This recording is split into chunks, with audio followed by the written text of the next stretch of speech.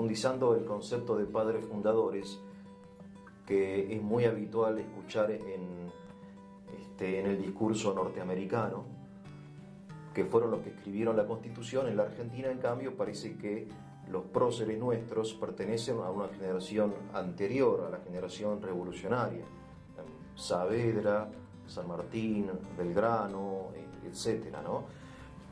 Realmente en la Argentina hay padres fundadores, aparte, y ahora lo quiero mencionar, nuestra Constitución en realidad es una copia casi textual de unas constituciones extranjeras, entiendo, ¿no?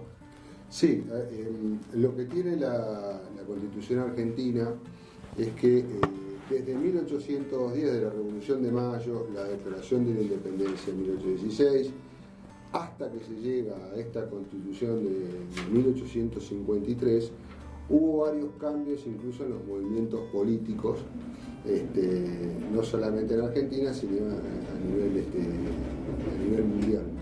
Ahora bien, acá hay un dato que es muy importante, y que es que la palabra democracia, o sea, lo que es democracia en sí, tampoco estaba en la Constitución americana, porque democracia tenía como otro significado, incluso tenía hasta un significado peyorativo, ¿no? Sí, claro, en Aristóteles, por ejemplo, él habla de una forma buena de gobierno, que es la república, y su corrupción, que él llama democracia. Correcto.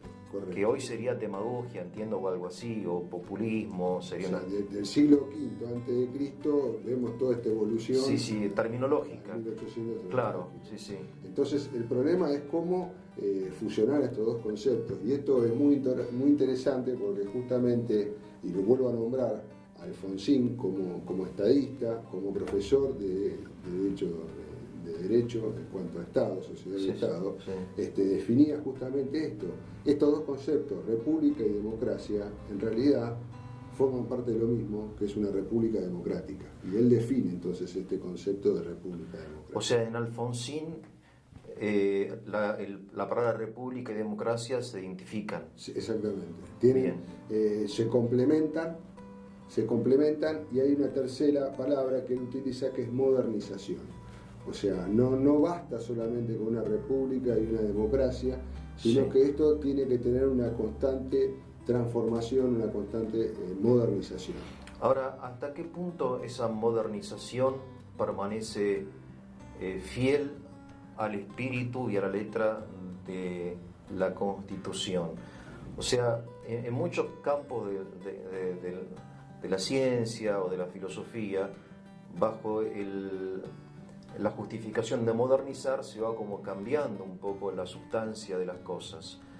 Lo digo porque en realidad hoy, bajo el título de democracia, se puede justificar todo, digamos, ¿no? Y entonces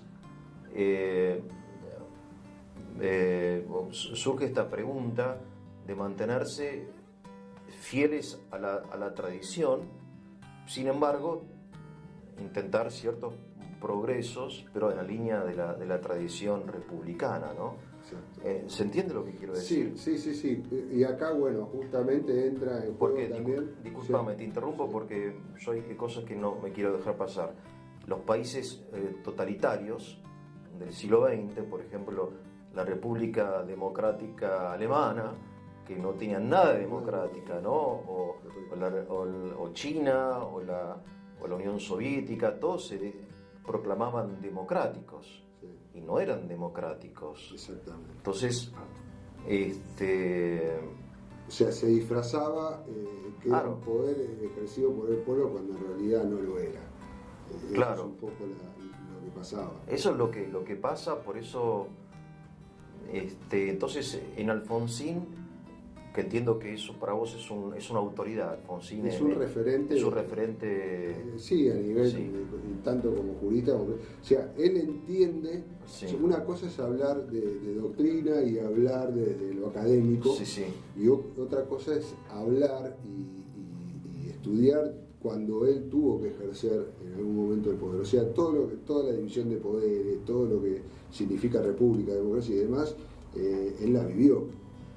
Claro, nosotros podemos vivir como sociedad, pero otra cosa es ejercer justamente el poder y en un momento tan delicado en la historia como le tocó a él. Sí, sí, sí. O sea, es una referencia porque uno lo puede criticar desde el punto de vista económico, como, como se puede hacer, pero desde el punto de vista institucional es una persona fue una persona muy reconocida a nivel mundial. Bien, entonces la democracia es lo mismo que la república, digamos, y de hecho hoy creo que se entiende de esa forma, claro, en general. La democracia no es una forma de gobierno. No es un mecanismo de participación. Es un mecanismo de participación. La república sí es una forma de gobierno, sí, que justamente donde se manifiesta en la Constitución Nacional, cuando dice cómo se compone el gobierno federal en la parte segunda. Y ahí establece justamente el principio de lo que es división de poderes, poder legislativo, ejecutivo y judicial. Bien, entonces este mecanismo de participación del pueblo, entiendo, en la conducción de la nación, no es lo mismo que la división de poderes republicana, pero sin embargo se complementan de alguna manera. Exactamente, porque el mecanismo de participación está justamente en lo que hablamos en la Constitución Nacional, en el artículo 1, cuando dice que la nación argentina adopta la forma representativa, republicana y federal. La representación de esos gobernantes justamente se da a través de una forma democrática.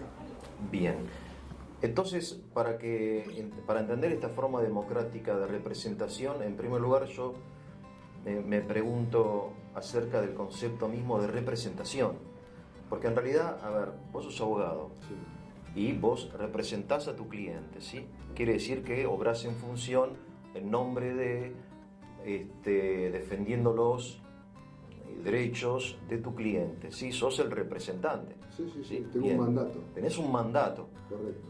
Bueno, y el contador hace lo suyo, y qué sé yo, y el representante legal de una institución o el presidente de un club de fútbol representa a un... Bueno, esa idea de representación, que es una idea muy general, análoga, se aplica a una fotografía, a un símbolo, a un abogado, qué sé yo. Entonces dice, el gobierno es representativo.